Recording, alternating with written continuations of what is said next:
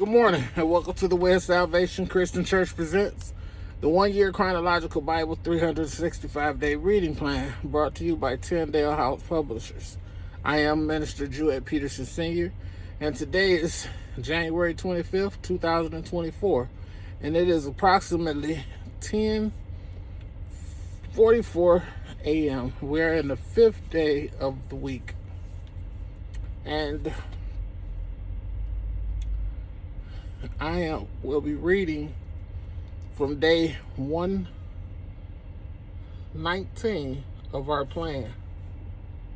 Day 119 of our plan. And I'll be reading from the New Living Translation. The New Living Translation. And we'll be reading day 119. And day 119 consists of 2 Samuel chapter 17, 15 through 29. Psalm chapters 3, Psalm chapter 63, 2 Samuel chapter 18, 2 Samuel chapter 19, verses 1 through 30. And the word of the Lord says in 2 Samuel chapter 17, starting at verse 15, Hushai told Zadok and Abiathar the priest that Ahithophel had said to Absalom and the elders of Israel, and what he himself had advised instead. Quick, he told them, find David and urge him not to sit at the shallows of the Jordan River. Tonight he must go across at once into the wilderness beyond. Otherwise he will die, and his entire army with him. Jonathan and Ahimaaz had been standing in Rogel so as not to be seen entering and leaving the city. Arrangements had been made for a servant girl to bring them the message that they were to talk to King David.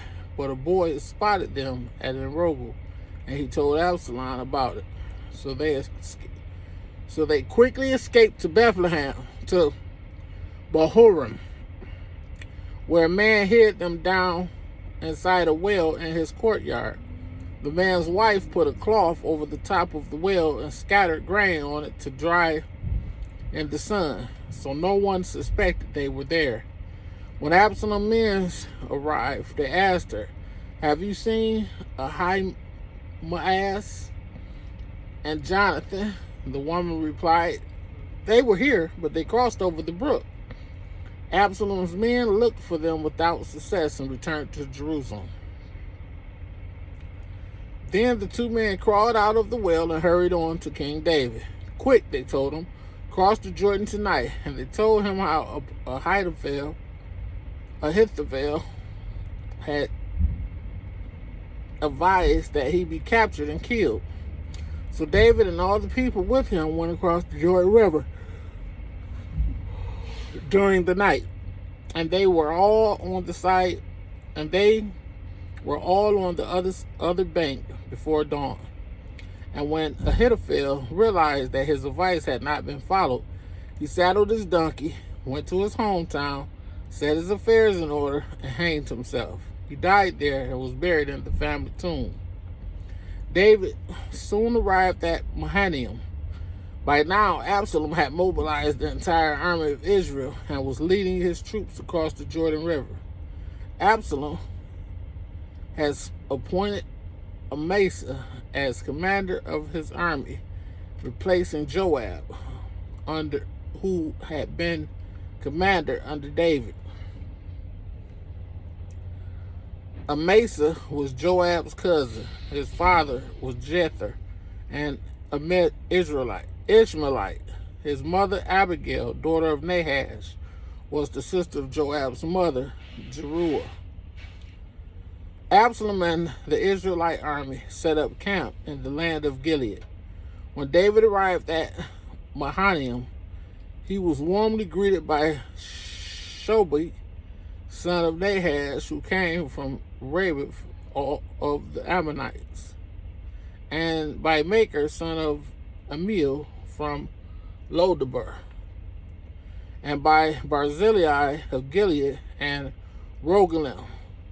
They brought sleeping mats, cooking pots, serving bowls, wheat and barley, flour and roasted grain, beans and lentils, honey, butter, sheep, goats, and cheese for David and those who were with him. For they said, you must all be very hungry and tired and thirsty after your long march through the wilderness.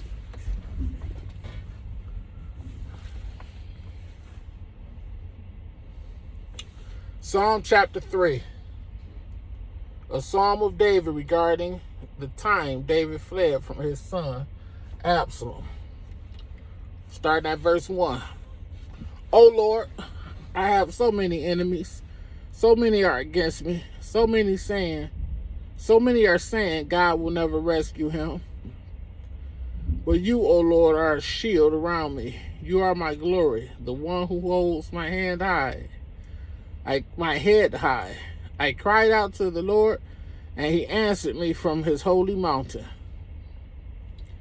I lay down and slept, yet I woke up in safety, for the Lord was watching over me. I am not afraid of 10,000 enemies who surround me on every side. Arise, O Lord, rescue me. My God, stop all my enemies in their face.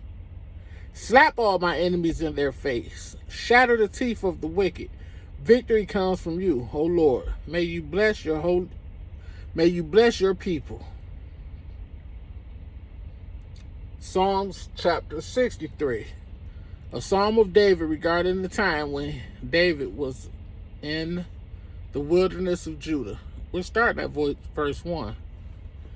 O God, you are my God. I earnestly search for you. My soul thirsts for you. My whole body longs for you. In this parched and weary land there is no water. I have seen you in your sanctuary and gazed upon your power and glory. Your unfailing love is better than life itself. How I praise you. I will praise you as long as I live, lifting up my hands to you in prayer. You satisfy me more than the richest feast. I will praise you with songs of joy. I lie awake thinking of you, meditating on you through the night. Because you are my helper, I sing for joy in the shadow of your wings. I cling to you. Your strong right hand holds me securely. But those plotting to destroy me will come to ruin. They will go down into the depths of the earth. They will die by the sword and become the food of jackals. But the king will rejoice in God. All who swear to tell the truth will praise him, while liars will be silenced. 2 Samuel chapter 19. Absalom's defeat and death. We're starting at verse 1. David now mustered the men who were with him and appointed generals and captains to lead them out. He sent the troops out in 3 groups, placing one group under Joab, one under Joab's brother Abishai, son of Zeruiah, and one under Ittai, the man from Gath. The king told his troops, I am going out with you. But his men objected strongly. You must not go, they urged. If we have to turn and run, and even if half of us die, it will make no difference to Absalom's troops. They will be looking only for you. You are worth 10,000 of us. And it is better that you stay here in the town and send help if we need it. If you think that's the best plan, I'll do it, the king answered. So he stood alongside the gate of the town as all the troops marched out in groups of hundreds and of thousands. And the king gave this command to Joab, Abishai, and Ittai. For my sake, deal greatly with young Absalom. And all the troops heard the king give this order to his commanders. So the battle began in the forest of Ephraim, and the Israelites' troops were beaten back by David's men. There was a great slaughter that day, and 20,000 men laid down their lives. The battle raged all across the countryside, and more men died because of the forest than were killed by the sword. During the battle, Absalom happened to come upon some of David's men. He tried to escape on his mule, but as he rode beneath the thick branches of a great tree, his hair got caught in the tree. His mule kept going and left him dangling in the air. One of David's men saw what had happened and told Joab. I saw Absalom dangling from a great tree. What? Joab demanded. You saw him there and didn't kill him? I will have rewarded you with 10 pieces of silver and a hero's belt. Verse 12, I would not kill the king's son for even 1,000 pieces of silver. The man replied to Joab, we all heard the king say to you and Abishai and Ittai, for my sake, please spare young Absalom. And if I had betrayed the king by killing his son, and the king would certainly find out who did it, you yourself would be the first to abandon me. Enough of this nonsense, Joab said. Then he took 3 daggers and plunged them into Absalom's heart as he dangled, still alive, in the great tree. 10 commandments. 10 of Joab's young armor bearers then surrounded Absalom and killed him. Then Joab blew the ram's horn, and his men returned from chasing the army of Israel. They threw Absalom's body into a deep pit in the forest and piled a great heap of stones over it. And all Israel fled to their homes. During his lifetime, Absalom had built the monument to himself in the king's valley, for he said, I have no son to carry on my name. He named the monument after himself, and it is known as Absalom's monument to this day. David mourns Absalom's death. We're starting at verse 19. Then Zadok's son, Ahimaaz, said, let me run to the king with the good news that the Lord has rescued him from his enemies. No, Joab told him, it wouldn't be good news to the king that his son is dead. You could be my messenger another time, but not today. Then Joab said to a man from Ethiopia, go tell the king what you have seen. The man bowed and ran off. But Ahimaaz continued to plead with Joab. Whatever happens, please let me go too. Why should you go, my son? Joab replied. There will be no reward for your news. Yes, but let me go anyway, he begged. Joab finally said, all right, go ahead. So Ahimaaz took the less demanding route by way of the plain and ran to Mahanaim ahead of the Ethiopian. While David was sitting between the inner and outer gates of the town, the watchman climbed to the roof of the gateway by the wall. As he looked, he saw a lone man running towards them. He shouted the news down to David, and the king replied, if he is alone, he has news. And the messenger came closer. The watchman saw another man running towards them. As the messenger came closer, the watchman saw another man running behind. As the messenger came closer, verse 26, the watchman saw another man running toward them. He shouted down, here comes another one. The king replied, he also will have news. The first man runs like Ahimaaz, son of Zadok, the watchman said. He is a good man and comes with good news. The king replied. Then Ahimaaz cried out to the king, everything is all right. He bowed before the king with his face to the ground and said, praise to the Lord your God. Praise to the Lord your God, who has handed over the rebels who dared to stand against my lord the king. What about young Absalom? The king demanded. Is he all right? Ahimaaz replied, When Joab told me to come, there was a lot of commotion, but I didn't know what was happening. Wait here, the king told him, so Ahimaaz stepped aside. Then the man from Ethiopia arrived and said, I have good news, my lord the king. Today the Lord has rescued you from all those who rebelled against you. What about young Absalom? The king demanded. Is he all right? And the Ethiopian replied, May all your enemies, my lord the king, both now and in the future, share the fate of that young man. The king was overcome with emotion. He went up to the room over the gateway and burst into tears. And as he went, he cried, Oh, my son Absalom, my son Absalom. If only I had died instead of you. Oh, Absalom, my son, my son. 2 Samuel chapter 19, starting at verse 1. Word soon reached Joab that the king was weeping and mourning for Absalom. As all the people heard of the king's deep grief for his son, the joy of that day's victory turned into deep sadness. They crept back into the town that day as though they were ashamed and had deserted in battle. The king covered his face with his hands and kept on crying.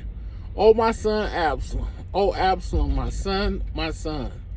Then Joab went to the king's room and said to him, We saved your life today, and the lives of your sons, your daughters, and your wives and concubines. Yet you act like this, making us feel ashamed of ourselves. You seem to love those who hate you and hate those who love you. You have made it clear today that your commanders and troops mean nothing to you. It seems that if Absalom had lived and all of us had died, you would be pleased. Now go out there and congratulate your troops. For I swear by the Lord that if you don't go out, not a single one of them will remain here tonight. Then you will be worse off than ever before. So the king went out and took his seat at the town gate. And as the news spread throughout the town that he was there, everyone went to him. Meanwhile, the Israelites who had supported Absalom fled to their homes. And throughout all the tribes of Israel, there was much discussion and argument going on. The people were saying, The king rescued us from our enemies and saved us from the Philistines. But Absalom chased him out of the country. Now Absalom, whom he anointed to rule over us, is dead. Whom we anointed to rule over us is dead. Why not ask David to come back and be our king again? Then David sent Zadok and Abiathar the priest to say to the elders of Judah, Why are you the last ones to welcome back the king into his palace? For I have heard that all Israel is ready. You are my relatives, my own tribe, my own flesh and blood. So why are you the last ones to welcome back the king? And David told them to tell Amasa, Since you are my own flesh and blood, like Joab, may God strike me and even kill me if I do not appoint you as commander of my army in his place. Then Amasa convinced all the men of Judah, and they responded unanimously. They sent word to the king, Return to us and bring back all who are with you. So the king started back to Jerusalem, and when he arrived at the Jordan River, the people of Judah came to Gilgal to meet him and escort him across the river. Shimei, son of Gera, the man from Bahurim and Benjamin, hurried across with the men of Judah to welcome King David. 1,000 other men from the tribe of Benjamin were with him, including Ziba, the chief servant of the house of Saul, and Ziba's 15 sons and 20 servants. They rushed down to the Jordan to meet the king. They crossed the shallows of the Jordan to bring the king's household across the river, helping him in every way they could. As the king was about to cross the river, Shimei fell down before him. My lord the king, please forgive me, he pleaded. the terrible thing your servant did when you left Jerusalem. May the king put it out of his mind. I know how much I sinned. That is why I have come here today, the very first person in all Israel, to greet my lord the king. Then Abishai, son of Zeruiah, Shimei, said, Shimei should die, for he cursed the Lord's anointed king. Who asked your opinion, you son of Zeruiah? David exclaimed. Why have you become my adversary today?